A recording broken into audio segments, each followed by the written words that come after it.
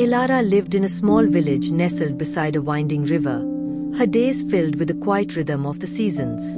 If you are new to our channel, please subscribe, and do like, comment, and share with your friends. But her heart yearned for something more, the ability to truly understand the beautiful songs and tales whispered by travelers passing through. They spoke a language that danced on the air like fireflies, a language she only knew as English. Every evening, Elara would sit by the ancient, gnarled willow tree that stood on the riverbank. Its branches, heavy with years, seemed to sigh with ancient secrets. One evening, as the last rays of sun painted the sky in hues of orange and purple, Elara heard it, a faint, shimmering melody, like tiny bells chiming on the wind. It seemed to come from the willow itself. She leaned closer, her breath catching in her throat. The melody grew clearer, and with it, words. Simple words at first. Green, river, dream. Each word was like a precious drop of dew, clear and bright. Night after night, Elara returned. The willow, it seemed, was teaching her. It began with colors, then moved to feelings, joy, sorrow, hope.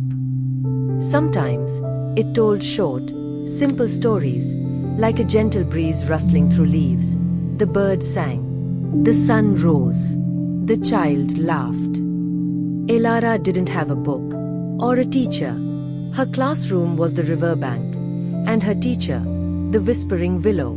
She listened with all her heart, repeating the words, feeling their shapes on her tongue. Soon, she began to understand the travelers' songs, not perfectly, but enough to feel the warmth of their humor and the ache of their sadness.